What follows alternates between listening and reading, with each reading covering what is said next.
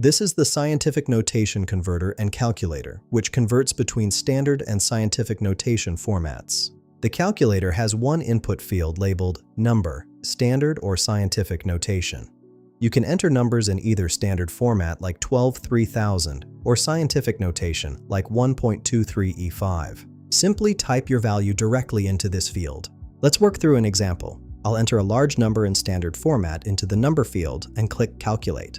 The calculator processes this input and displays the results in the output area. Since scientific notation expresses numbers as a coefficient multiplied by 10 raised to a power, the converter shows your original number transformed into this compact format. This is particularly useful when working with very large or very small values in engineering calculations, making them easier to read and work with. The calculator handles the conversion automatically, eliminating manual calculation errors and saving time when dealing with exponential notation in technical documentation or calculations. Find the link in the description below.